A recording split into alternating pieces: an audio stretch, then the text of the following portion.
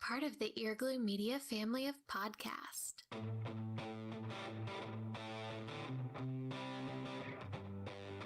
You're listening to the Cantina Cast,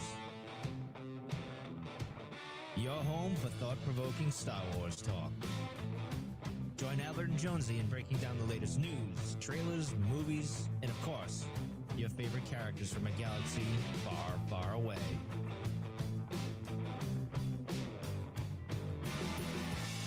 Hello, everybody, and welcome to the Cantina Cast. My name is Albert Padilla, and this is episode 326, the Skywalker Saga, the Phantom Menace. So, Mike and I got together talking about what exactly we want to kind of plan out and do over the course of the next, 9 weeks or so. And one of the things that we both agreed on was that it was probably finally time to have this kind of retrospective viewpoint of all the movies. And we're going to talk a little bit more about exactly what that means, because we're not going to go a full deep dive into that. But joining me with me tonight, as always, as you can see right there to my, is this my left, my right? My right-hand side. Right. I think you're right. My left, you're right. I don't know. But My left-hand man, the Phantom Menace himself, Oh, yes, I am. Mr. I'm Mike actually Rondo. surprised. I'm surprised you didn't, say congratulations for hitting the right button on the board with the intro this week. So, No, well, we actually did a dry rehearsal before it, so it was pretty That inevitable that you is- wouldn't screw it up. I still had No. faith in you that you'd mess it up, but well, I'm glad you had faith in me because I was a little nervous. I get so much crap. I got to rearrange all this at some point. But anyway, yeah, your arcade back there is looking pretty hot. I got to say, man, you're doing Well, really well yeah, with the I- number of machines back there.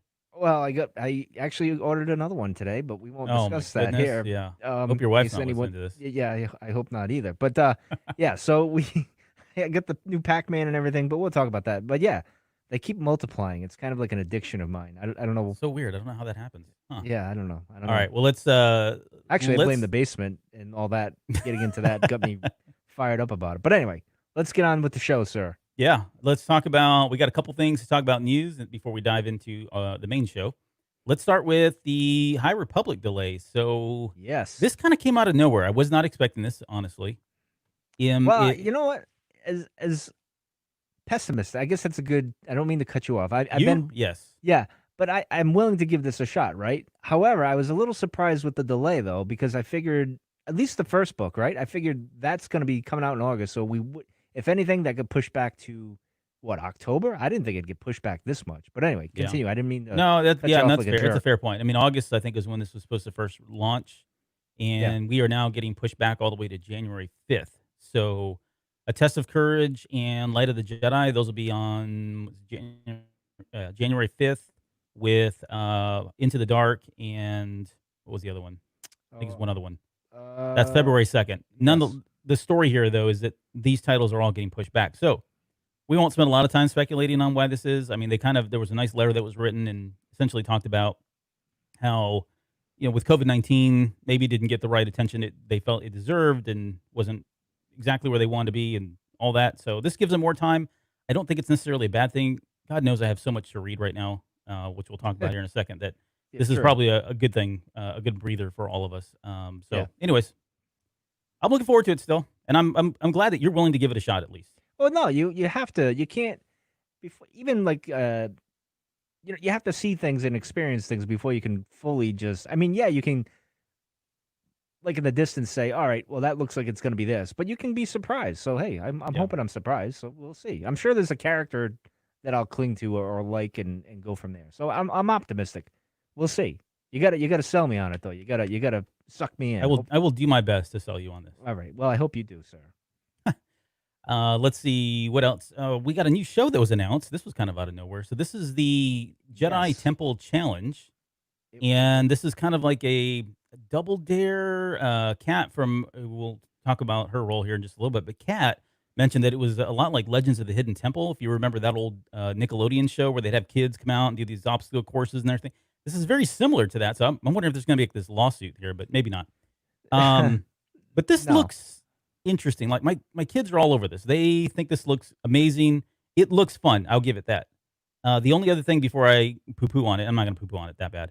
But the only other thing that I would say is the story that's the lead that's being buried here is the fact that we're getting Ahmed Best back Oh, yeah. into Star Wars in some way. And I think that's like my kids didn't even know who that was. I had to tell them. I was like, "Oh my gosh, look at that! Who is Yeah, it?" yeah. I explained to them, Jar Jar Binks, and it's like, "What?" Yeah. So it's great that they're throwing him some love, and this probably aligns with some of the rumors. I think if you remember, right before the Rise of Skywalker, there was all this talk about, oh, we've seen Ahmed Best, and he's hanging out at Disney. He's been over at Lucasfilm, whatever, blah blah blah. And then the speculation started going on about, oh, is he coming back? Is Jar Jar coming back for anything? And it turns out this may, and again, I don't have any proof of this, but it may just be that he was in early negotiations to talk about this particular show here and bringing this to YouTube Kids or Star Wars Kids on YouTube. So, what are your thoughts overall on the show here? Well, it's funny because first off, there's something that I got wrong here. Is I thought this was going to be on Disney Plus. Mm, I don't know why. I just remember when they announced this last, what was it, like over the fall, right? When they announced this, I thought it was going to be on Disney Plus. I thought it was one of those things. Oh, they're going to add, because I thought they needed more content like that. But and then I find out now it's not. It's on Star Wars Kids. I'm like, all right, well that's not bad. I know my daughter. When I saw it, I thought of my daughter because she loves American Ninja Warrior. All those she likes what is it, right. Survivor, because of the obstacle courses. That's what she Yeah. loves Yeah. that. So she loves all that kind of stuff. And now there's a show like this, and she's competitive. I mean, she kind of wants to get on this show now. That's the thing I got to worry about. She was excited. She thought it was pretty cool. She thought it was awesome that Ahmad Best was Jar Jar Binks was doing it. So that was pretty cool. She was like, "Oh, really? That's him?" And so it was cool. And I'm glad Yeah. he's back. I wish we'd get him a role in some kind of a live action form too. I want to see him get a live action thing like that as well. But it's pretty cool. I think Star Wars, they need to do these little things with the kid, not little things, but they need to do these things for the kids too. I mean, Absolutely. Yeah. we're all very serious about Star Wars with the Mandalorian, the movies and everything, but the kids need stuff too. So Sure. this is good. I like it. Yeah, no, this is good. And it when we were at Celebration, there was a lot of promotional stuff. There was a booth that was dedicated to Star Wars Kids, and I remember coming on with T-shirts and posters. And at that time, there really wasn't a whole lot out just yet. I think they had some of the Star Wars Galaxy or what is it, Galaxy of not Galaxy Heroes. I'm drawing a blank on the snippets, the little Oh, 30-second yeah, cartoons. yeah. I can't Galaxy remember the name. Adventures. Jones, yeah, Jonesy's good with the names on those. He knows Galaxy what he's Adventures, talking about. right? Yeah. I think there had Yes. been a few of those at that time, but there really wasn't a lot of programming on Star Wars Kids for YouTube. Now, if you go there, it is full of Packed. stuff. Yeah, and they're all little short bits and pieces, which is fine because That's the honestly, attention span. that's the attention span, right? I mean, they say the some of the average adults are like that too. So Yeah. Average 8-year-old, I think, is like, or 9-year-old attention span is like 6 seconds. It's about all you have to kind of get them and hold them. So it probably works out really well. So this is going to be June 3rd, 10 episodes. We're looking forward to it. Hope you guys are too. It looks like fun. The only thing that I had as far as beef is the fact that Disney has been known in the past to put child actors into programs like this or other programs I like that assume and that's script it. it. Yeah. I assume that's it. So that for me, it kind of rips away from the authenticity of this. But That's very Sith-like. Just saying. maybe Disney. this is the Phantom Menace. I don't know. We'll see. It could be. Before we get into the Phantom Menace, I was thinking this today because my daughter was doing something. I don't know, something with Boba Fett, and it made me think of last week's show and something that's been a pet peeve of mine for a very long time. And I haven't discussed this ever on the show. It's just a real quick Well, let me pet put my peeve. coffee down. I got to hear this. Yeah, you might want to put it down. You might burn yourself with it. So, Mm. this is my big complaint with Boba Fett. Because all right, so he's Jango Fett. Really, he's a clone, obviously, right? But we see Jango. He's got the polished chrome Beskar on. He's got the blue with it. The Slave One kind of matches, and then of course we see him in the Clone Wars and everything. And the Slave One, the color was changed with the Slave One. When we see it in the Clone Wars, it's changed to Boba Fett's colors. But Boba Fett never dons the armor. We never get any reasons why he picks those colors or anything like that, other than that one scene with Cad Bane, that unfinished animated thing, and he has the Yep. armor on at that Yep. point. Yep. But we never get a chance to explore why he's picked that color armor, why the Slave One was that before he even got the Slave One. So I don't know what is. I was always curious about that. It kind of, you would think he would want to pay homage to his dad. father clone. I mean, right? Like you'd want to go with the blue again to carry on that, or is this the I need to distinguish myself from my father, but pay homage at the same time? I don't know. Seems I don't know that bugs That is me. a I don't know great why. question. I've never thought about it. I mean, it sounds trivial, but not to Star Wars fans. Well, yeah, it's one of those nitpicks I have. I don't know why. You got your nitpicks. This is just one that just gnaws at me every now and then. I don't know why. I don't know why. But anyway, I don't remember them ever explaining that in Legends either. no, I don't think they ever did. Other than the stripes on the top, aren't they like Carillion? They're like the stripe. I don't know. Maybe I'm wrong on that. Someone will tell me, you idiot. You're definitely wrong. So I don't know. It just always bothered me that we never found out why he takes that color scheme instead of his father's. You would think George would have made it so it's like, oh, okay, but I don't know. Yeah. I know it's to distinguish both the action figures, I guess. I don't know. Yeah, that might have been it. I think you're overthinking this. It's probably, Yeah. based on the fact that he was that character in the holiday special, and I said, okay, that's not going to work from a production perspective. Let's change We the need to go colors. yeah, This exactly. looks cool. Go with that. I mean, that's the honest truth. Probably but- because of the white background back in Empire or something. Who the hell knows? I don't know. Yeah, But his that's original just figure. now you all know my secret one pet peeve of all of Star Wars. It's not even The Last Jedi. It's this. It's actually this. right. This is what keeps him up at night. Yes. Okay, let's a couple other things here. So we are proud, happy, excited to announce that we've partnered with both Del Rey and Disney Lucasfilm Publishing. So this is exciting because it allows us to start receiving the novels ahead of time, which we'll have a chance to read. There's NDAs and all that stuff, so we can't say anything about the books, of course, but it's going to allow us to hopefully have the day of release on some of these books, and not all of them. I mean, I can't read all these things. That's kind of complaining about earlier, first world problems. But for some of the bigger titles, we're definitely going to be able to do some homework ahead of time and kind of give you a quick rundown, whether that's a full breakdown or a review of some sort. We want to do that for you guys going forward on a lot of the major titles. So right now, I am several chapters into Shadowfall, which is a sequel to Alphabet Squadron. Highly recommend that series, recommend that book. I know there's a lot of our listeners or followers and supporters in Discord that follow that series. It's great. And the other one that I'm really excited about that I'm reading right now is Star Wars Clone Wars Stories of Light and Dark. So that is the collection of stories that kind of fit in between a lot of the Clone War episodes, and it's really great stuff. So on top of that, again, we've got other books that we have available. I don't know that I'll be able to get to all of these before they release. The good thing is, the really good thing is this is going to put us in a good position with the High Republic coming out. So all of those titles will be coming out between those two press companies, publishing companies, and we'll be there to bring you the latest on them as they develop. So Very exciting good. stuff. We've done this long ago, back in the day. We did this 6-7 years ago. So it's good to be back doing this kind of stuff again, and look forward to it. Definitely. Good. All right. Well, let's do this. Let's talk about. Let's I mean, do it's it, like, man. wow, has no one ever talked about the Phantom Menace? Of course they have. Yep. A few of us have. But we thought we'd do is let me give you a kind of a quick breakdown on the format of the show. What we're wanting to do here is really not do a deep dive into every single aspect of the Phantom Menace. I thought it'd be interesting to just kind of talk real quickly, and we have a tradition here of talking about numbers, box office, and all that. So we'll touch on that very briefly. I thought it'd be cool to kind of talk about some of the moments that we had off screen, either leading up to the movie, while the movie was going on, or even afterwards. And then after that, we'll get into some of our favorite moments all together. Like, hey, what's the stuff that really stood out to us? What are the big moments or scenes or quotes or whatever that is in each one of these movies, all the way from 1 to episode 9.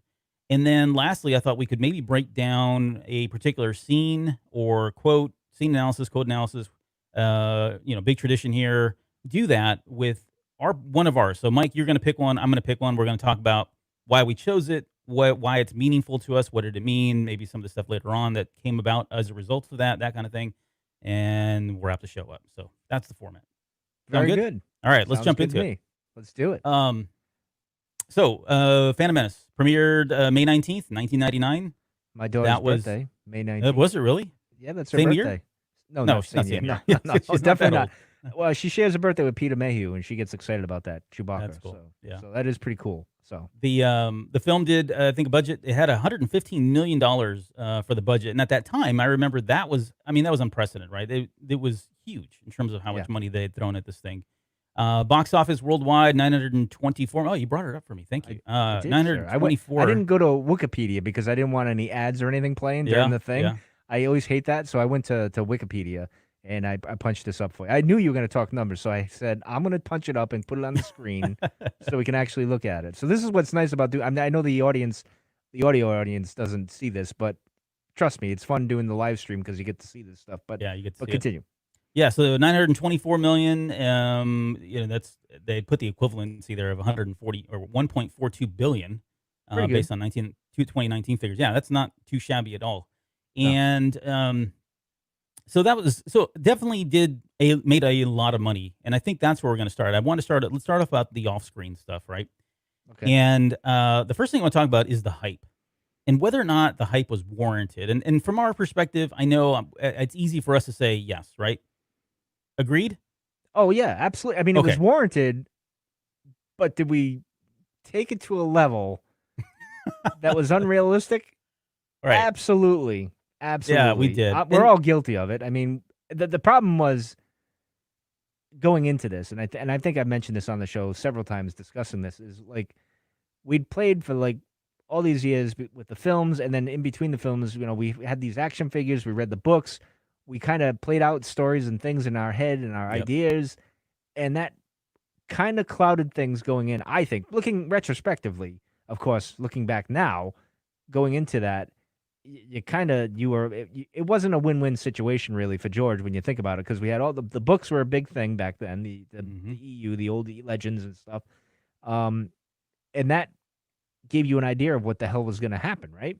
Right. And then of course all those years playing with the action figures, coming up with our own scenes and our own thoughts and what's this, that, and that, and then here we are. George didn't go the way we wanted, or some people wanted, and went that way, and we're all like, "What the hell?" Yeah.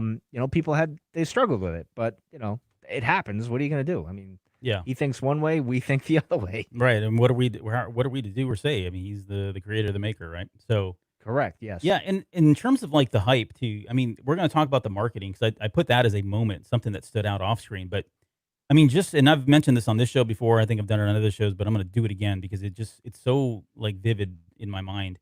But back then having to wait in line I remember waiting in line to buy tickets to a movie that was showing the trailer to the Phantom Menace, right? Oh yeah, I remember that. That was for all of them, all three of them, if I remember right. People were still doing that. They were going. I think I did it for the Revenge of the Sith. I actually did that.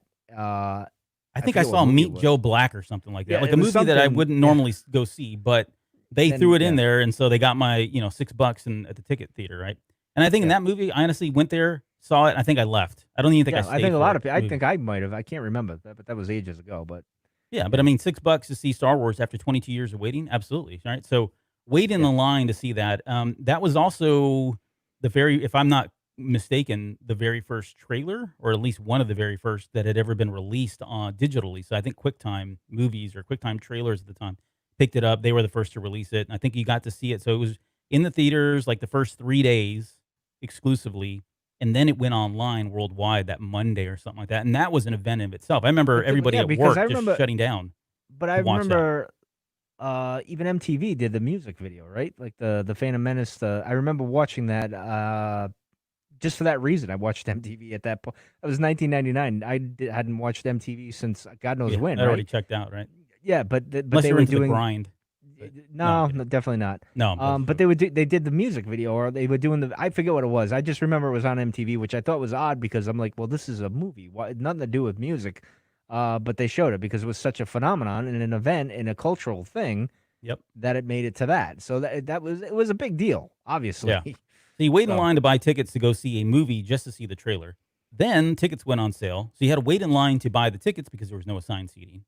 Yeah. Bought your tickets, and then you had to wait. I think they went on sale 2 weeks before. So I had already planned my PTO off for the week of the movie. And then 2 days before, I went and camped out. And I was not the first person there. I was like number 28 in line. Like, I'm not even like that cool, right? Mm. There were Yep. people that had been there after they bought the ticket and just pitched a tent 2 weeks before and had hung out at the theaters themselves. So because at the time you had to buy, just because you got a ticket didn't guarantee you were going to get the seat you wanted, right? Yeah, So you there had was to no wait in reserve line. or- yeah, there was Yeah, no to get reserve. in so that you could grab a seat so you weren't sitting in the nosebleed section. So this is what life I was like the like. This is how nosebleed big it was personally. at the time. I always got to sit in the back. That's my preferred. Back in the middle. That's where I got to be. Yeah. But the funny thing is, I didn't wait in line. I didn't do any of that. I am not one to wait in lines. I hate that. I hate big crowds and everything. So I waited. I didn't even go see it opening night, which is shocking. My girlfriend at the time thought I was nuts. She's like, "What the hell's wrong with you? Yeah. You went for the special release. You waited in line, did all these crazy things, Yeah, but night this you 7, didn't." right. I said, "Yeah, but I know how things are." So I waited the day after, went up in the afternoon, got my ticket, and I was able to see it. And of course, I'd been tradition into the spoilers, so I kind of had an idea. Um, but I went in and it was great. It was fine. I was all right, cool. We're good. We're good. Because I was following at the time, StarWars.com. I was following it quite a bit. Like I was on there almost every day, Yeah, following that it, watching and the webisodes. Force.net was the other page I was at. Yeah, and I remember even watching QVC at the time, buying things. I even got the watch of the battle droid that flips up. I still get Oh, it somewhere. nice. I don't know. I have no idea where the hell it is, but it's around somewhere. I have that. I think my daughter might have swiped it from me. It's probably worth $400 now or something. But I remember doing that. Like I was watching QVC. I wouldn't even normally do that. I'd be like, yeah, whatever. I don't, And then I was buying stuff on StarWars.com. They had the shop was on Star Wars itself. It wasn't, they Right. didn't, It give was to a all third Star Wars party. merchandise. Yeah, it was all on StarWars.com at the time. How my have times changed from that early days of the net, like the internet with Star Wars, to where it is now. It's crazy. They Absolutely. kind of grew up together, really, when you think about it. Yeah, But no, it definitely right around 2000. yeah, So you touched on something else too, the marketing itself, right? There was Yeah. not anything you could. I mean, there was nothing you couldn't buy yeah, that didn't it's true. have Episode 1 logo on it, or Qui-Gon Jar Jinn, or Jar, Darth Maul, or Jar Jar's Jar. tongue. Yeah, Oh, the popsicles. I mean, there's Yeah, there's websites that are dedicated to this. The was it Obi Ranch, the Obi-Wan Ranch? What am I thinking Oh, about? I didn't know about They've got a that bunch one. of collection of stuff as well that you can go out there and take a look at it. But I mean, if you just go Google this stuff, there's websites out there that are dedicated just to chronicling, all of the stuff that had come out as far as merchandising goes. And then they took it to a whole nother level. I mean, there was like, the most egregious one was the Taco Bell, KFC, Pizza Hut. Remember, Pizza Hut had the boxes of pizza with all the characters on them. You could buy the toppers that went on your drinks from Oh Taco yeah, yeah. Bell, and they had scattered all three of them. They went even so far as to make 3 characters. I think one is Colonel Sanders. If you go to Wikipedia, I'm not even making this up. Go to Wikipedia, type in Colonel Sanders. You pull it up while I'm talking here. Go to type in Colonel Sanders, and you can see they made a Colonel Sanders character. They made a female character, I think it was for Pizza Hut, and I forget her name now. And then the Taco Bell was like the dog, and he was like force sensitive or something, right? They took the marketing well beyond, I think, anything that we had ever seen, and or even topped. And that's pretty indicative of the Star Wars movies. I think there were other movies that came out like Clone Wars and Revenge of the Sith, and then Episode 1, 3D, and all that. They were already going in there, but they really did an incredible job. Maybe if you want to call it that, with the marketing, like to levels that we had never seen before. So I hats can't off to them. I really think it changed a lot of the marketing and how movies marketed their movie, or movie companies marketed their movies going forward. I think they kind of set the precedence. Did you find the Colonel No, Sanders? I cannot find it at the moment. I don't know. I might. Colonel is spelled COL. I get that. Oh, I get that, but all right. I You keep don't working have. on that. I'll keep talking here. I can't believe you're taking it that serious. What was it? What is this thing? What am I looking for You're again? looking for Colonel Sanders from Kentucky Yeah. Fried Chicken. He's in Yes, Wikipedia. Yeah. Oh, what do you mean? He's in Wikipedia. He's I'd have there. to look that. All right. Well, Mike is hard at work over there. One of the other things that stood out, I think, for me, thinking back now off screen for Phantom Menace, is the spoiler. Right, the soundtrack had come out, and we all, if you picked it up, you kind of knew that Qui-Gon wasn't going to make it out of the movie, and that really sent a lot of people over the edge, myself included. I wasn't into spoilers at the time, Mike. I know you were, but I Yes. was not. And when I got that soundtrack, because it came out a couple days before, and I think the novel came out before that too. I think it was, if I'm not mistaken, it came out before the actual movie. But yeah, those were definite spoilers. And then after that, they course corrected and stopped putting blatant spoilers in the titles of the songs themselves, which was probably a good thing. And I don't think we've seen anything like that since that time. So, and then the other thing, I guess, for the Phantom Menace is we can't not talk about it without talking about the technology breakthroughs and the advancements in technology and filming, that kind of thing that this movie presented. We got a lot of green screen for the first time. I remember leading up to the movie, all of the 8 years before the movie actually came out, after it had been announced, there were countless interviews with George Lucas talking about how he was not going to need sets, and they were going to be filming behind, stuff like this, a green screen, and it was going to be the future of film. And Which eventually, goes we wouldn't even to need actors anymore, right? He had mentioned that at one point, and people were yeah. like, "What are you talking about? This is not even possible." Oh, That it's coupled possible. with that coupled with digital film. So this is the first movie that used digital. One of the first movies. I think there's another one that was right around the same time, but they Yeah. actually used digital film rather than analog film, and so that gave them some advantages and all that. So the those achievements in film, I think, can't be left unsaid. So, and we got that from the Phantom Menace, of course. Well, here's the thing. Interesting thing is it takes me to, and I don't know if you've seen the latest on the what is it, Disney galleries, where they're talking about like we talked the volume on Igloo Media Roundtable, right? Where we Yeah, talked right, right. about how it's basically these screens that are in front of you, and the stage is set, and there's only a few props or whatever, and the actors doing their thing. That's what George was talking about all those years ago, and here it is in much better form, obviously. Um, and then it goes back to that line in Jurassic Park, with the whole, they're walking up the stairs and he says, "We're going to be out of a job," and he says, "Don't you mean extinct?" Uh, Technically, yeah, I think George was well ahead of his time there. Was it clunky? But had the fan, and I know everyone gets on about the green screens, this, that, and the other. Had this movie not happened and George not pushed all that, we wouldn't have Avengers the way it is, or even the new Star Wars movies and all that other stuff. Well, maybe we would. I don't know, but I know George always pushed that type of thing. Like, here's my idea, Phil, go make it happen. You know what I mean? Like, what do you? Oh, this thing that I did see that. I thought you were talking like a bobblehead thing. No, this is the character Colonel Sanders from Star Wars. Is that Marty McFly down there? That looks like That's Marty that's McFly. that's the Pizza Hut lady that you see there, and then there's the Oh. remember the Yo Quiero Taco Bell Chihuahua? Oh yeah, yeah, Yeah, he was like All force right. sensitive or whatever. Okay. But I mean, look, they I don't had their remember own this. characters made for this movie when it came out. That's interesting. All right. Yeah. Okay, that's not what I was looking at, but Well, no, I know because I mean, I it saw never it, showed but up. I was looking for like a topper because you mentioned topper. Oh, and no, yeah, that's, no. That's what I was looking for. But anyway, all right. Well, my goof, no big They deal. had But a- I no, did you're- see that. I did see that in my search. But anyway, back to what I was saying before Albert decided to cut me off with that joke there.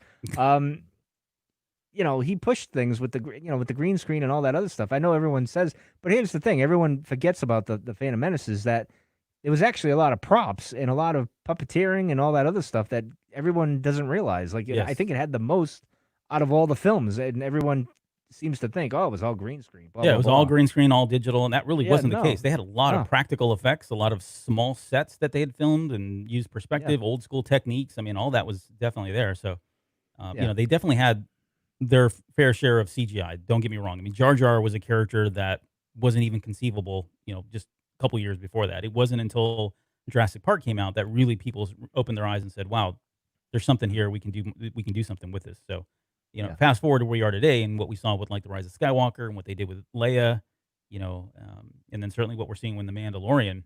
Well, This they is all DH proof of people. concept. On top of that, like if you watch, what's the De Niro thing there that was just on Netflix there? What the heck was? Oh, Yeah, The I know where Irishman. the Irishman, yeah.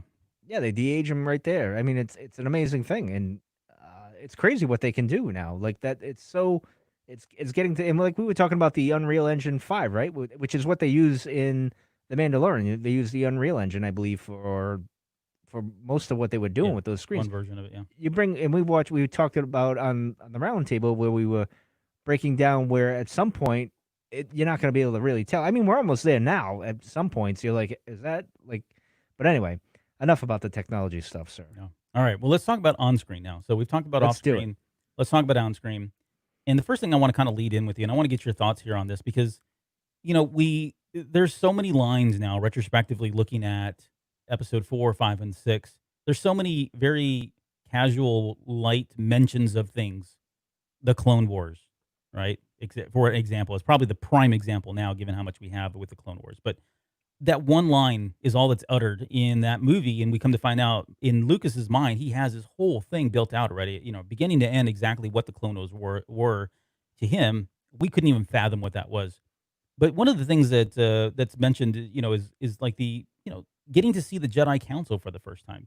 in my head, I had visions of what that looked like, and they were not too far That from what we saw, but they were not no. that exactly. No, I mean, things like the Jedi Council.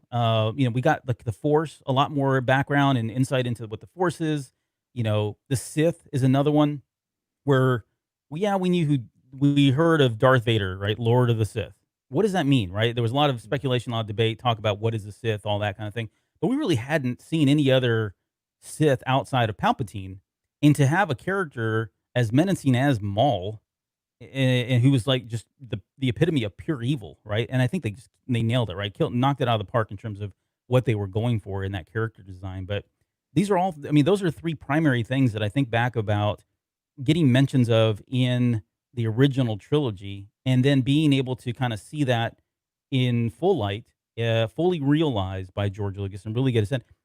I couldn't really fathom the fact that it was much grander and much more impressive in his mind than in mine, if that makes sense. But No, anyways, it does because like when you hear Yoda say, "I my own counsel I kept on who to train and everything," and you're thinking, "All right, well, obviously Yoda's the head honcho there." hmm But I thought because when you see him in Empire, he's more humble, obviously. But this is what George was doing, the contrast, the yeah, fall, so to speak. So I get where he was going. I just wasn't picturing that in my head growing up as a kid.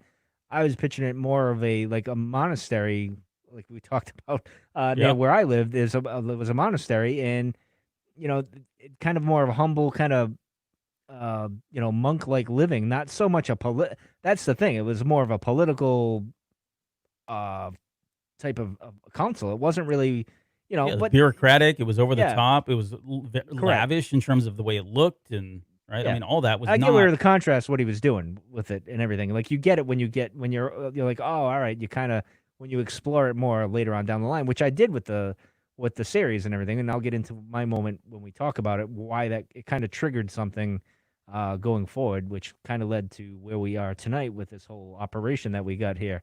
Yeah. But yeah, so yeah, I just that wasn't in my head, and then I remember when Sidious says the old Republic thing, like, "Ooh," I remember lighting up, like, "Oh wow," he referenced it. I remember all that. So yeah, it was good stuff. Yeah, But so I mentioned the living force. I want to talk about that just quickly because yeah, I think we're going to probably dive into that here in a little bit as well. Mm. But up until episode 1, we didn't have, I mean, the force was the force and that was it, right? There was no such thing as the yes, living force versus the cosmic force, and no one really could even explain it. It was just the force, and it was all kind of encompassing. And Lucas throws this curveball at us, right? I mean, just hits us I with this. remember when it Okay, happened. Yeah, I now remember there's when. there's another level here, and there's somebody who is like this advocate of it, and being Qui-Gon Jinn, and preaching to Obi-Wan about not focusing on living in the now. And I mean, it was just starting to really kind of blow your mind about, whoa, there's way more here than just a lot of hocus pocus mumbo jumbo kind of stuff, right? To quote a famous Yeah, person. But no, sorry, what were you yeah. gonna say? No, I was gonna say that I remember watching that, and when he says the midichlorians, the thing that everyone kind of, and I remember cringing at Well, that you're time. jumping into my controversies, but go ahead. I'll Well, allow it. Go. oh, all right. Well, because you're kind of talking about the living, it kind of rolls into one. No, it But does. It does. Yeah. I remember when it happened. I'm like George, why? And then after I seen it, I know I didn't like it, and a lot of people didn't like it because you want that mystery and the mysticism of it and everything. We want that magic wizardry stuff, and I get that, and I love that stuff. But then I'm thinking to myself, well, you got to remember when George wrote the original, there wasn't. He was more fantasy. Like I think he wanted to make it more science fiction. Like he was trying to achieve more reality, kind of ground based type stuff. I don't know. It was commentating on something, and it made sense to me at the time after the fact, like a couple years after, when I think the Attack of the Clones came out. I kind of got it, and I was like, all right, it doesn't bother me because I know where he was going. The mitochondrial DNA and all that stuff that you got, and he was kind of trying to weave it into Yeah. where we could kind of understand it, and I'm at peace with it. I wasn't at that time, but I remember that was my one cringy moment in the whole film. Like, George, I disagree with you on this, but it is what it is. I was okay with it. Now Yeah. I'm okay with it. It's fine. It's not that big of a deal to me. But Yeah, and to me, it was we were talking about doing, at least I was talking about trying to do another show on midichlorians, I don't know if there's any interest in that or not. Well, we but did one way back in the day. I way don't know back if, in the day. yeah, I don't. That was one of our first shows. I don't know if we want to go back that far. I think But it's time we revisit that topic. well, maybe. Maybe we will. But my quick take on midichlorians is, to me, it always felt like it was just a way. It was a metric, right? He needed a way to explain that Anakin Yeah. was the chosen one, and that there was some way that they could measure the fact that he was definitely different, more powerful than Yoda, whatever that he was trying to get to, and he couldn't find a way to what am I trying to say? Measure that in some way, right? And so he had to come up with this thing called midichlorians, and that way there was a way to kind of relate it and give you something that you could kind of, focus in on, going, oh, okay, there's a number behind this, right? There's a 20,000 or whatever, the 30,000, whatever the number was. So I think that was really it. And beyond that, I think people kind of ran with it and took it a little too far, in my opinion. But that's a story for another day. So that was one of the controversies, and we'll come back to the second controversy, because I do want to talk about one last thing that the Phantom Menace, I think, really did a great job of doing, and in retrospect, I now appreciate it way more than I did at the time. But when I say characters like Obi-Wan Kenobi and Sheev Palpatine, Anakin Skywalker, C-3PO, R2-D2, Padme Amidala, Darth Maul, right? What do all those characters have in common besides being in the first movie? I was just gonna say that. We get their origins, right? I mean, we got this was the first light that we had seen of these characters, and some of them probably had previous history before that. I mean, I get it, right? Yeah. But we got Luke's mom. I remember thinking like, oh, that's Luke's Leia's mom. Yeah, Like, or seeing Bail Organa and going, wow, Yeah. that's Bail. I've heard about him, never actually seen him. I didn't know he was Mexican. yeah. No, I'm kidding. Yeah. But the Surprise. surprise. I was like, yes, we got one over there. No, but no, seriously, these characters, we had never really seen them before. We had heard about them, and it's only, to be fair, it would only be years later before we actually truly appreciate it. You think about those characters now, and there's so much rich history in every one of those characters that's come about over the years because of just being around in Star Wars. But and then you think of like Obi-Wan Kenobi, obviously is a big one, but not to touch on what we just talked about, but like Darth Maul, right? I mean, that's one of probably the big surprises there, given the fact that in that movie we thought, well, he's done. He was really cool. He looked awesome, and he's gone, forever gone. We'll never see him again. That was really dumb, George. And then here comes the savior, Dave Filoni, brings him back, and Well, technically, accepts it. He accepted the George- challenge. George brought him Yes. back. It was his idea. I'm not taking anything away from George. because But he Dave was like, he died. Well, yeah, exactly. I saw it, and everybody else saw it. Nah, we're gonna bring him back. But Dave is the one that said, "Challenge accepted, George. I'll see what I can do." And he flushed him out perfectly, I think. Yeah. Like, so much depth to him. I thought that was great. He did a very good job with that. So, I mean, yeah, we got characters like that evolved later on down the line. That obviously we didn't know at the time we're going to turn into a even bigger deal. So, Yep. which is cool, Very cool. Yeah. I mean, Rick Olay never panned out, No, but sadly. that was such a disappointment. He was like the first character they introduced, the first action figure they released. You should have known then. It's just like, what was the guy with the helmet there? Vizio? It was a Vizio? What was his name? Captain Zubio or whatever? Yes. Constable from, Zubio? I don't know. Yes, that's the Force guy. Awakens? Yeah. All right. I remember So- those rumors. Remember those days where he was Boba Fett and everything? Oh, yeah. Those were the days. Those were good days. But anyway, The Phantom, when we get to the Force Awakens breakdown, we got to talk about all the rumors and I wild can't wait. speculation. Oh, my goodness. Great times. Oh, where were we? Okay, controversy. So we talked about some of the great characters, and I'm going to talk about this person as not necessarily a bad character, because I've always said in the show, I've always liked the character, much like George Lucas has always said this was his favorite character, and I think he still stands by that today. I don't know if you believe that. I know a lot of people don't believe that. I think he's... No, I don't They think that. No, I don't think so. I think he is now from the backlash. Like he's just, it's Right. like the underdog. So now he's like, Mhm. yeah, I'm just going to root for him. Yeah, he's And I always want been him. my favorite now. Yeah, So, yeah. jerks. He should have gave him the McClunky line. That's what he should have Oh, no. So we're talking about none other... I get something for like I'm just gonna tease it here. Like when we get to do another after dark, I want to talk about, and it's funny because it was mentioned on some post. I don't know where it was. Like what would George Lucas done? All right, so it's been over 10 years, 20, whatever it is for these movies or whatever. He usually goes back and tinkers with them. What would he have done had he go back and tinkered with them if he still owned them? I'd love to that what if with you later. But table that. We'll continue. Sorry, Yeah, sir. speculate on what could have been changed, and yeah, that's a Yeah. great question. I can think of Mm. yeah, there's some things that come to mind, but we won't talk about it here. It did not here. Let's talk about Jar Jar Binks. Yes.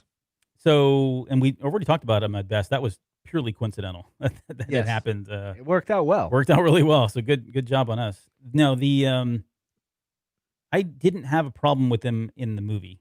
I think when I saw the didn't either. movie, he was definitely jarring for me. I'm not going to say he wasn't. I think anybody that says, "Oh no, he was fine," I don't know about that.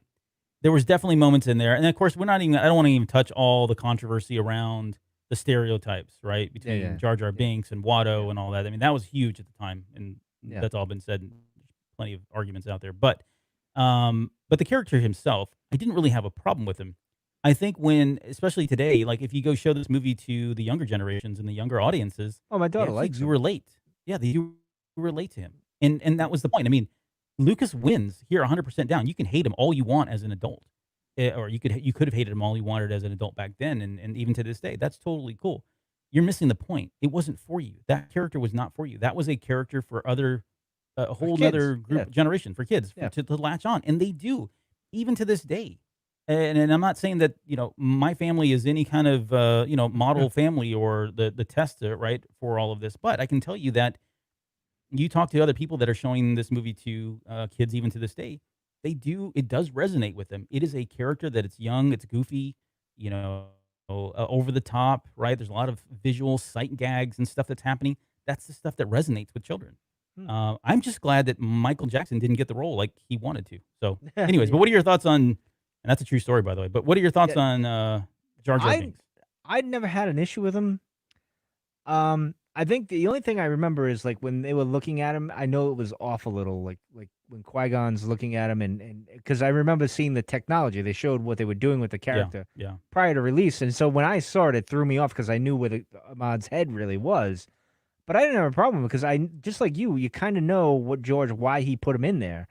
You know what I mean? He's like the court gesture of the films, Right. Yep. so to speak. You get the kind of like the mythology or where he was going and the importance for the kids. Like I'm very surprised my daughter likes him. She's like, "Oh, I like Jar Jar." I'm like, "Really?" Because I'm like indifferent. I mean, I know we did a Christmas special way back in the day with our friends from Coffee with Kenobi where I was defending Jar Jar Binks.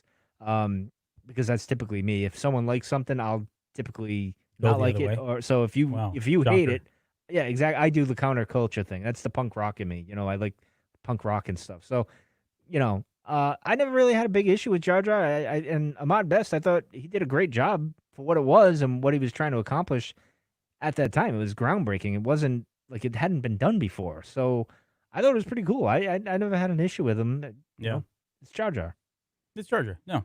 Yeah. But Like definitely my daughter actually loves Bombard Jedi in the Clone Wars. She loves that episode, and that's one of those. And funny, I laughed the other day because the droid episode came up, and I was like, "Oh God, I'd rather have the Bombard Jedi episode than the droid episodes that we get." But continue. I'd rather sir. have Sorry.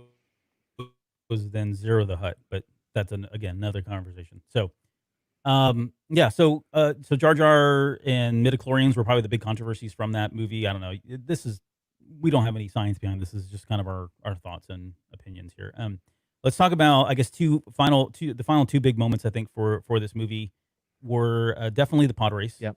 Which is one of my favorite parts. I go back and forth between what did I enjoy most about the Phantom Menace? Was it the pod race or was it the Duel of Fates battle, which happens to be the last thing I want to talk about? But and I go back and forth because I think both of them they're different in their own right, of course. They've got a different feel to them. One is pure adrenaline, where the other one's high anticipation, anxiety kind of thing going on, right?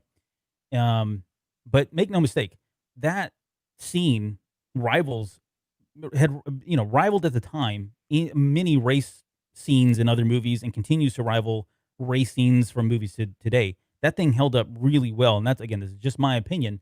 But when I go back and watch it, I'm still like riveted by it. I'm still at the edge of my seat. I know what's going to happen. I've seen this stinking scene or the stinking race. I don't know how many times I can quote it back and forth, but it's still exciting. It's still gripping, and you still want to root for Anakin Skywalker. And you catch yourself, at least I do now, thinking, man, I'm sitting here rooting for this guy that's so horrible later on down the road. And I think that's exactly right. I mean, it's the charm of of Anakin Skywalker at this age, and there's nothing about him that's malicious. Everything is pure of heart. Everything is good in him. He is the light in this movie, and that's a great contrast to what we see just 2 movies later down the road. But anyways, the pod race scene, wonderful. I've always enjoyed it. Special effects are great. The adrenaline rush is great. It produced some great video games, some arcade games that came out True.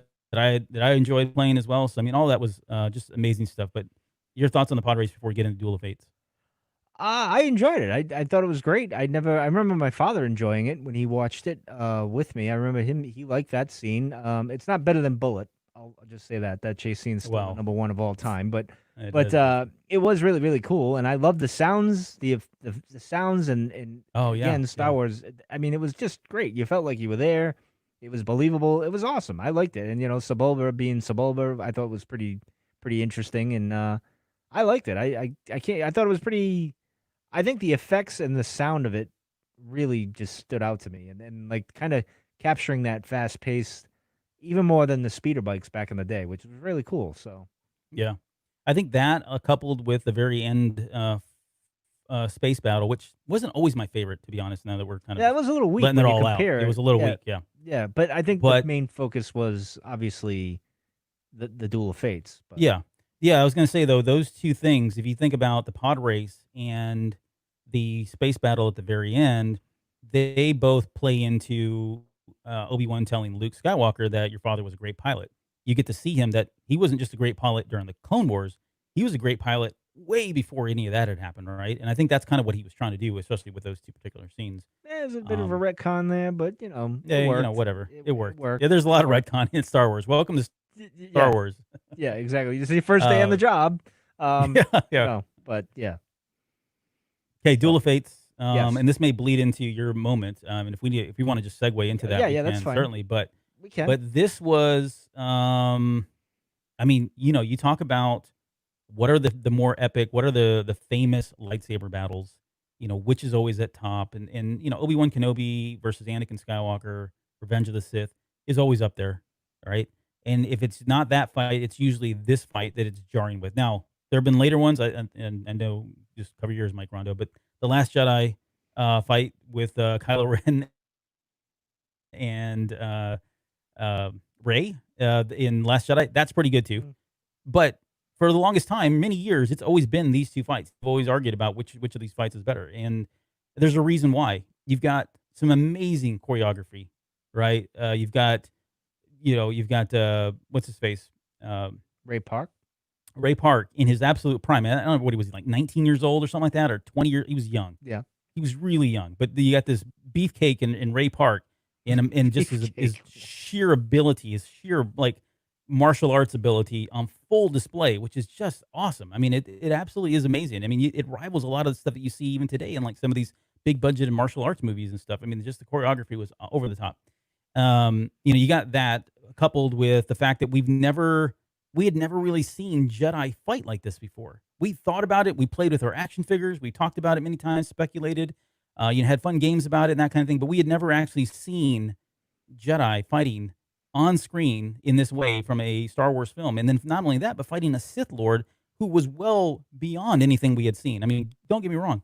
The fight in Episode 4 between Kenobi and Vader was okay. It was pretty cool. It was great at the moment in the time, and it still holds up well. And there's a lot of retconning that goes into why the fight was so slow paced, right? Yeah. Fast forward, we get the Luke Skywalker versus Vader fight. That was great. Not taking anything away from that fight, but that's not Duel of Fates. And No. even in Jedi, I'm sorry, Jedi was a great battle. It's got a very epic moment, but that grips you from a more emotional level, right?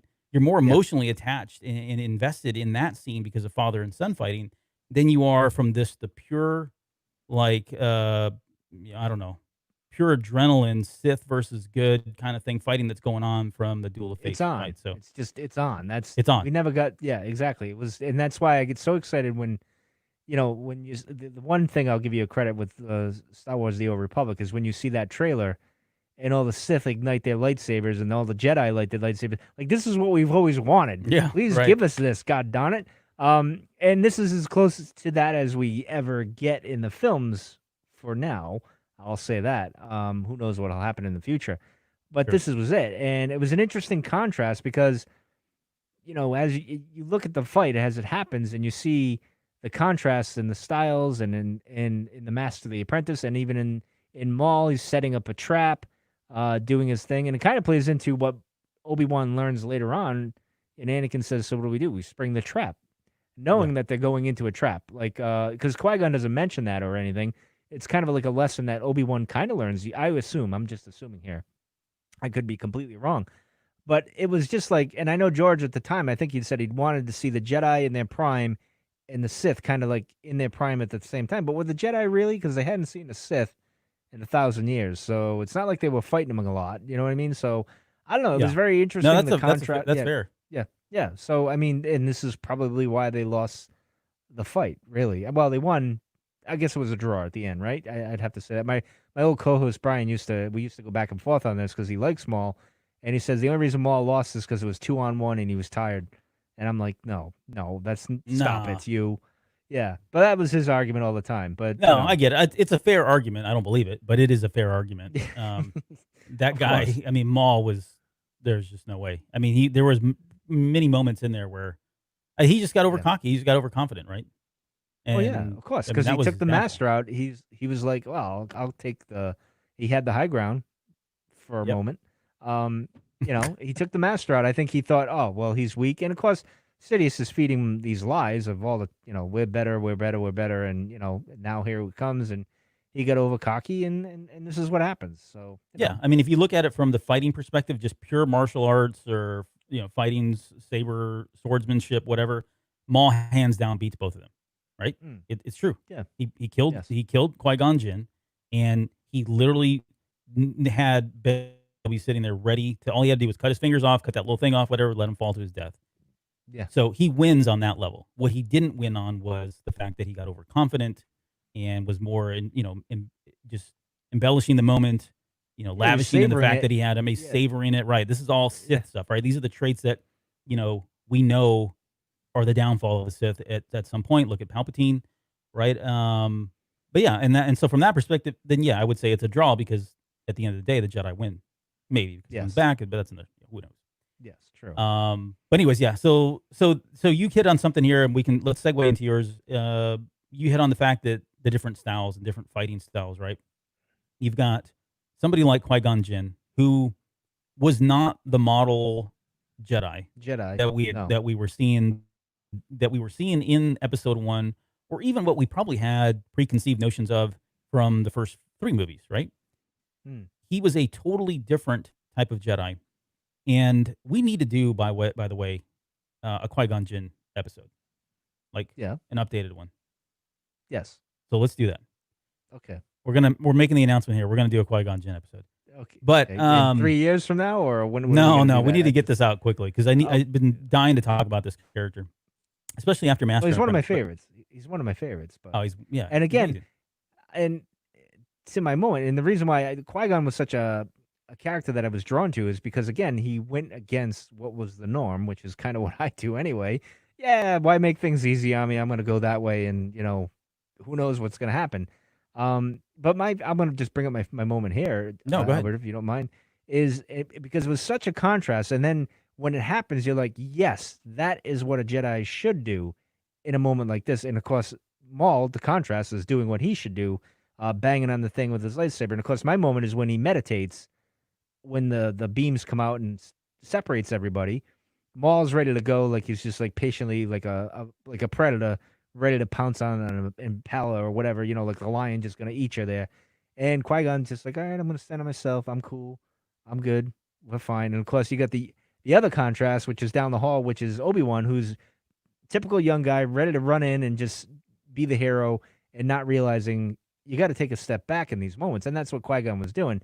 And the other interesting moment with Qui-Gon is, as he's fighting him, it's a kind of a defense thing, but as he's fighting him, he's trying to figure him out. Like, who are you? What are you doing? And that's where you get that kind of that pause, and he gets the fist in the face, and then he dies there.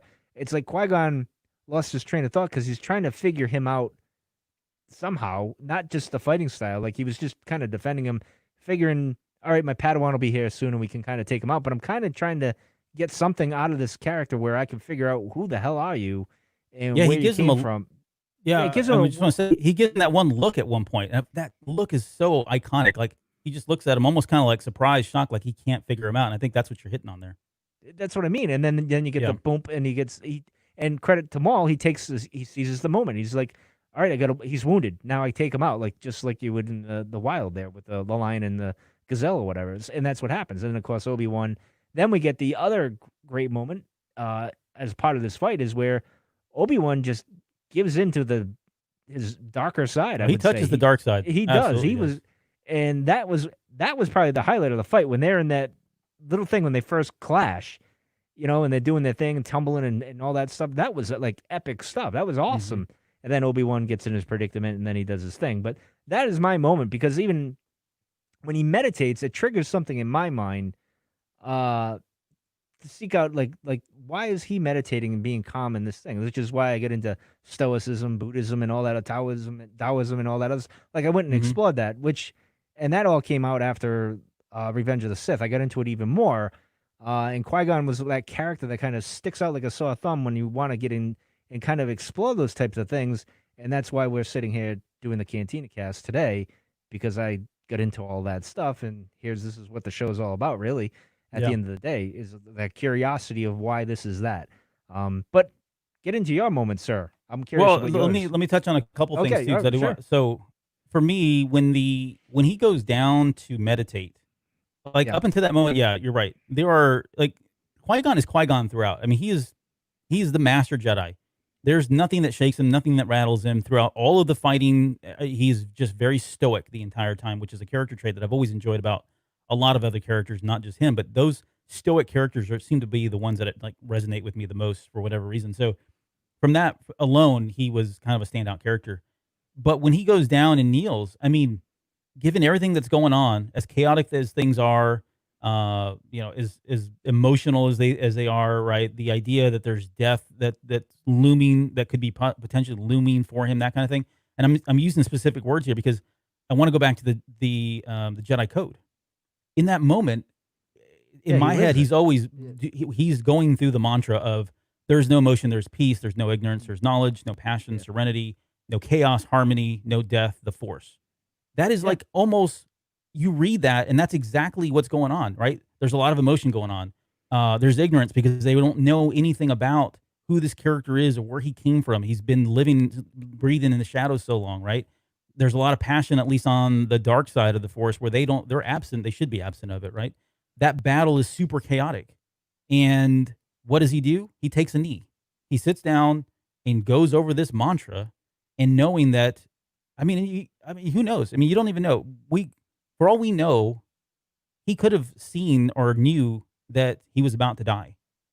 And willingly accepted it. And that wouldn't surprise me now because we're doing a Qui-Gon Jinn dissection and we shouldn't be doing this, but that wouldn't surprise me given what happened in Master and Apprentice, right? Yeah. We know he was big on Force visions, and that's really what kind of led him down to truly believing into Anakin as the chosen one. But nonetheless, again, I don't want to, I'm doing a Qui-Gon dissection. Sorry, I didn't mean to do that. No, you're fine. He's very easy. I'm ready to go, man. Let's go. I know. Once you get because we got more information on him, right? Yeah. So when you get that picture gets, more filled in, we want to sink our teeth into it, but we can't do that right now, sir. We can't. No, okay. I'll pull it back snippet, a little bit. Little snippet. That was it. Well, that was the one I wanted to mention, the Jedi Code, because I think that was what he was doing. Kind of going over that there in his head. And then the other thing was when Obi-Wan Kenobi jumps in and he's got that look on his face of almost like revenge. The thing that I always thought of was the quote from The Empire Strikes Back when Luke asks Yoda, "Is the dark side more powerful?" And he's like, "No, it's easy, more seductive." Right? Oh yeah. That was, I think, on full display when Obi-Wan kind of comes in. I mean, he's channeling that, and he's become more powerful because he's been seduced by the fact that because of his anger and because of his hatred and all the emotion now that he was feeling because he had just lost the master. And all of this is compounded. Again, I'm going to go back to Master and Apprentice, Claudia Gray. Thank you very much. But all of this is compounded because of that storyline. When you understand where their relationship was and what they had to go through to get to the point where they were just in sync like that and being so, perfect for one another, that explains so much as to why. I mean, don't get me wrong. Any Padawan that loses their master is going to be upset. This was super personal, though, to Obi-Wan for a lot of different ways, on a lot of different levels. that happen and are explained in Master and Apprentice. So True. Yes. thank you very much for coming tonight. We'll talk to you. That's my TED Talk. No, let's let me do. So I'll talk about my moment, Yes, please. and it's probably not as cool as yours. And Oh, so I was really? trying to Wow. no, I think it is. No, maybe. it is, but I'm just. Well, you're- here's why, and you're I'll give you some downplaying it. context. No, it's actually I'm gonna tie it back to Qui-Gon Jinn. Just stay with Yeah. me here. Okay. So Go. there's a lot of great moments in the Phantom Menace. I don't know that it was really hard to just kind of pick one. And then you were going with this one, so I was like, all right, he'll have that one. He can take that one. Oh, thank you. Next week you can have the Attack of the Clones moment. Yeah, Mine's really gonna just be the seismic charges, but no, I'm only kidding. yeah, But right, yeah. So I was really struggling between the Ben Quadraneros moment. No, I was struggling with the Duel of Fates moment, and then the moment when Anakin leaves his mom. Right, that scene is all of about, I don't know, minute 40 seconds, something like that, 2 minutes Yep. most. But I think there's a lot in that scene itself. You've got, one, we get to see the Jedi do what they do best, which is steal your children. yes, that's They've come true. in. But he they've did come it in. nicely though. He did do it nicely. No, and He that was a didn't- joke. But the others just take. He kind of was nice about it. But anyway, Yeah, go ahead. yeah, no, I get it. And there was some, right. There was I don't know, you could argue that, okay, well, he really wanted him because, so Well, he Qui-Gon did wanted cheat. him. He cheated, did right. cheat, yeah. But he was So, going I to do mean, whatever he needed to do because he truly believed that Anakin Skywalker was a chosen one. He tells that to Obi-Wan at the very but end, his last if you word believe before that, he dies. wouldn't the dice have gone that way anyway? If you No, truly not believe that? necessarily. No, all right. Just It's the will of the Force, way of the Force. It's Is as the it- Force wills So it. everyone's paying for Qui-Gon's mistake of meddling with the dice. If they Yes. just let it go. All right, but anyway. Yeah. Continue. No, so that scene one introduces this concept of the Jedi taking children, and I know it's not the same, but the other thing that it does is it really, for me, when Anakin Skywalker is talking to his mom, he's ready to leave, and he turns around because he's scared, right? He's absolutely fear, and this is the fear that Yoda senses him when he gets out to Coruscant, right? I sense much fear in you. He's scared of what's going to happen, and rightfully so. He's a child. He should be scared, and that was one of the things that always bothered me. Is like, well, yeah, he's a kid. I mean, how do the Jedi seem to think that it's not okay to have fear and not to be able to not understand that and work with it? And that's part of their downfall, right? And I think that's why people like Luke Skywalker and Rey Skywalker and Ahsoka. everybody else, they're Ahsoka, right? They're all better because of that. They acknowledged all of that. But at least but that was a good indicator of the fact that he was very emotional. He was very scared. And that line of, will I ever see you again? And his mom replies back, what does your heart tell you? I'm not going to say it was mom's fault, but I think that enabled him to really go and follow his heart, follow whatever he felt really passionate about doing, which is against the very code that we just talked about a minute ago, right?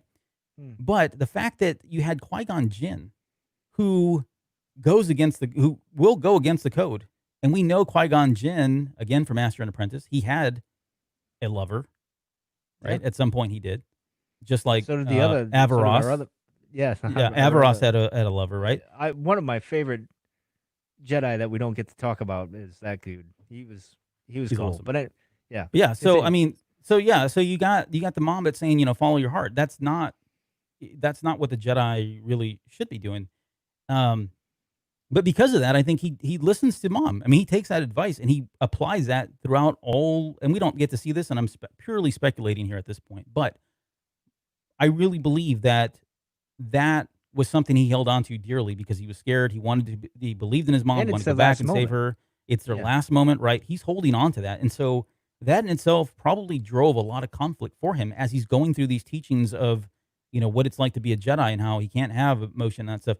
I think had he not been trained by Obi-Wan, I think Qui-Gon would have allowed him to exercise that and believe in all that. Oh, and they would have took off to Tatooine every now and then because Qui-Gon had a thing for Shimmy there. Oh, so- well.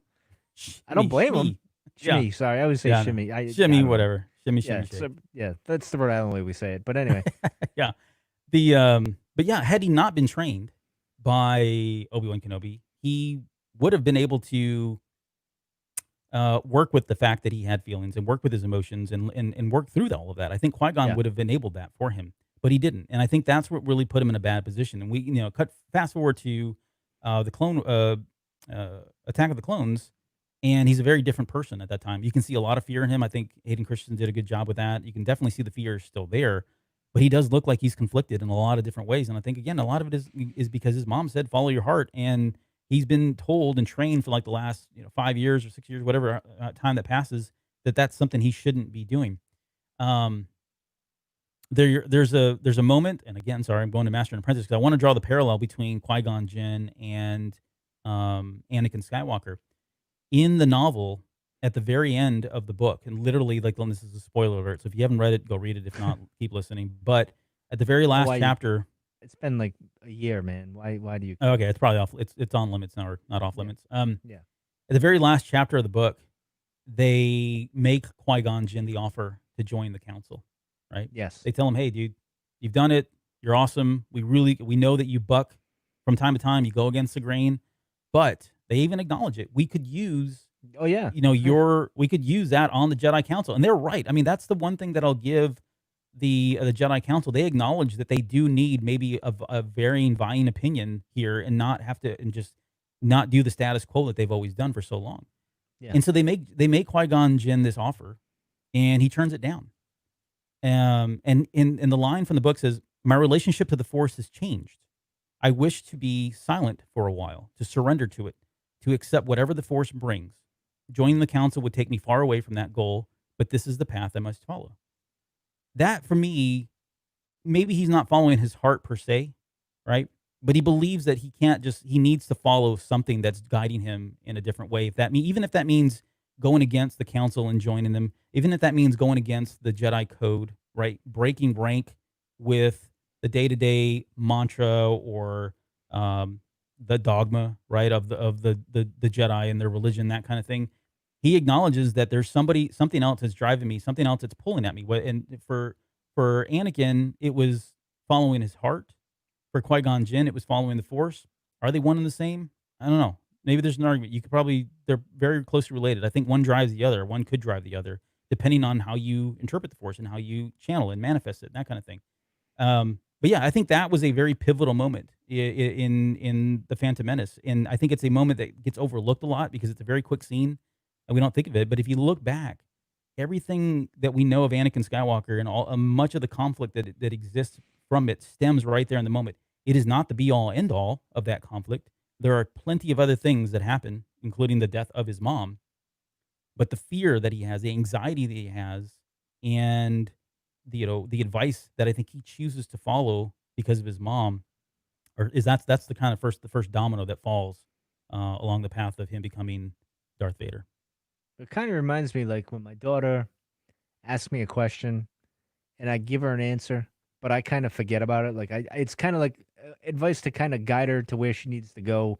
It's something not as serious as going off with a Jedi and becoming a Jedi or anything like that. It's just something I'll tell her to calm her down or something later on we'll do or whatever. And she will hold on to it. I myself won't because I think, okay, it's helping her. But 2 days, 5 days, a week, a month later, she reminds me of whatever I said this. And holds me to it. And it's like, oh, so what you're saying, I get what you're saying. Like a 9-year-old, and she's 9 now, you get how they, like, it makes more They're sense now. impressionable. Yeah, exactly. And they'll hold on to what you are saying. They will hold you to it. Yes. Trust me, because I get reminded of it all the time. So yeah, you're right. At this point, maybe this was as Yoda says, he's too old to begin training.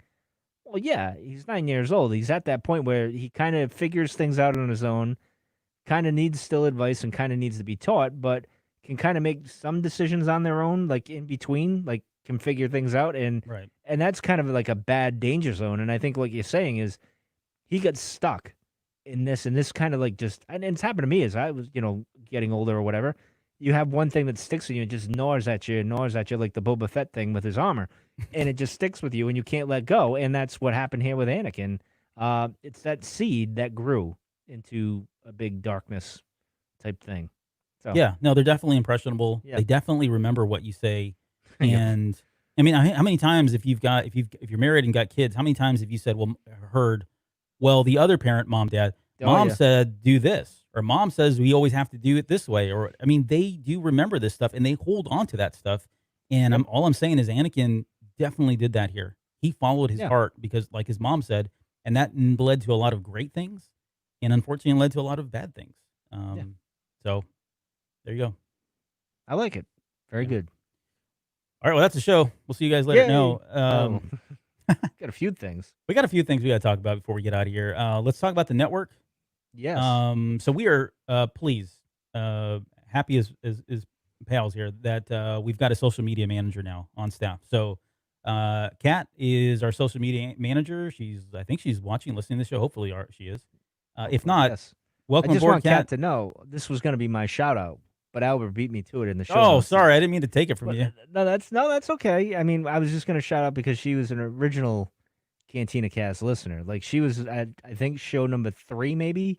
So Oh, she's wow, been in really? it as long as me. She's been into this whole disaster. So thank you, Kat, and I'm glad to have you on board and to do the social media stuff for us. And it's great. It's cool. Yeah. I like it. Thank you. Yeah, and she's done a great job so far. She's done a Yes. really great job. If you noticed, we've been a lot busier on social media. That's because there's now 3 people, 1 person that's dedicated to it. But Mike and I are still definitely posting in there. So You can definitely tell when I post something Oh. with an image because Albert gets mad at me. Although we're working on that situation too. I usually get hell for it when I post, but whatever. I wouldn't go What? that far, but yeah, Well, I have. I mean, the insults just come right immediately. just Yeah, anyway. I know. That's They- all from they- Jonesy. yeah, well, it's deserved to be honest. I know it's crappy, but you got to do something. You gotta do But anyway. something. All right. Yes. Well, yeah. Congratulations. Welcome aboard. Keep up the Yes. good work. And certainly, again, she's posting stuff for us. But if you guys want to interact with us, we're there. Don't get me wrong. You can definitely interact with us on social media. We're checking it as well. So. Well, she lets us know. That's the good beauty of having her involved with like the email and all that stuff. Like you can get a hold of us because that was one of our biggest problems. Couldn't keep up she, with it. Yeah, she going through things and saying, "Guys, you got emails from eons ago." I'm like, Years ago. "Whoopsie!" So I apologize if we never ever got to you. It's because we just didn't see it. But anyway, Yeah. carry on, sir. All right. Well, that's the shout out / network thing. Let's talk about the shows that we got going on right now in the network just quickly. So, Petticoats and Poppies. That they just released last week. The Great Wall. Did you ever see The Great Wall? No. The movie The Great Wall. This is the one I have with not. Matt Damon Yes, that everybody. yes. Yeah. So, Yes. I the jokes know about of it. was starring Mark Wahlberg, but it's not really Mark Wahlberg. It's got Pedro Pascal in it. Anyways, this is Yep. so that movie or the Petticoats and Poppies. If you're not familiar with the show, it's one of the shows that we produce, and Nicole and Maggie do an amazing job on talking about movies and talking about it from a historic perspective, but also from in the industry. Both of them are tied into the movie industry, and so it's a really cool and very unique way in terms of how they break down movies. But in this episode, they really get into I'm going to say riffing is probably the good word. They really tear it up, like make fun of it in a very productive way and talk about what's accurate, what's not accurate, that kind of thing from the Great Wall. I would imagine that whole movie is not accurate, if I had to guess. There are some elements judging. that I learned Yeah, that the I wall. didn't know. The wall was there. The wall was there. Yeah, absolutely. China, yes, that's there. Yeah, but I'll leave But it yeah, to the girls to discuss that. Yeah. Yeah, they're the experts, not me. I'm just giving my stupid opinion here, but yes, the girls know what they're talking about. I don't. But anyway. Yeah, so that's good. Take a look. Let's listen to that one. We did EGM Roundtable last week. Yes, we're number still doing 4, that. Yes. Tell us we about that. Of What's course, going on there? Albert's a bad boy and got a copyright strike on us. So I played one Journey song, one Journey video. well, that's the problem. Your problem is Journey. You can't help yourself, and now we're in a little bit of trouble. But that's it. But we'll be fine. I'm not worried about that. But yeah, that's a roundtable we have for the network where we all get together and kind of talk about odd, useless things that have no bearing on your life. And it's a lot of fun. We talked ghost stories. I had a ghost story I talked about, and Albert was inquiring about things. He was asking questions of me, putting my feet to the fire. And we talked about Joe Rogan. We talk about everything under the sun, really. That's kind of interesting. I got a new one I want to talk about next week about an artificial eye that's actually better than the human eye that they can put in. That'll lead to a fun conversation, I'm sure. Plus T1000. SpaceX. Yes. So when we get to SpaceX, this weekend. Hopefully it launches. That'll be on the agenda as yeah, well. Saturday. So yeah, we're all over the map with that show. So tune in. It's a lot of fun. We laugh and they all pick on me. So it's always good. Yeah, that's always a good time. Yeah. The let's see, 3 quarters to play. What are you doing there? Heard you got a new game. I can kind of see it there in the background. Well, I did that one, the Pac-Man one, right? Yeah. Right there. I did that. Yep. Now this week I'm going to do one on the NBA Jam Cab that's coming out in June. They moved it up. I actually canceled my order and then ordered through Walmart, but I'll get into that on 3 quarters. But I'm actually doing an episode probably tomorrow afternoon. I'm going to talk about my concerns about the cabinet and what I think could be problems with it or won't be, but I'm going to talk about that this week and whatnot. So yeah, I got things going on with it, man. Good stuff. Good for you. No, it's good. It's nice to see your collection growing. I don't know where the next 5 cabinets are going to go, but I'm sure. Oh, I got room. I'll make room, sir. Don't you worry. I mean, I might be podcasting in the shed at some point, but Right. that's fine. Yeah. Let's see. And then finally, before we go, the Film Pricers, they wrapped up their Goodfellas episode, which was great. If you haven't had a chance to listen to that, that's one of my favorite movies of all time.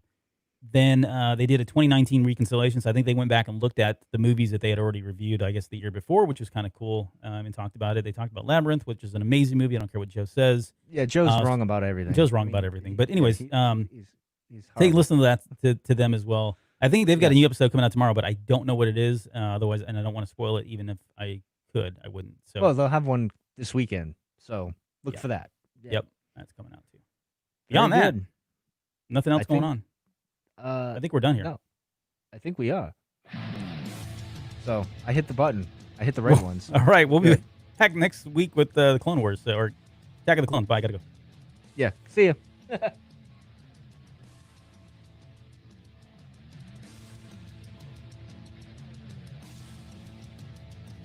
You're still listening? Wow, that's amazing. Well, I'm here to give you the disclaimer.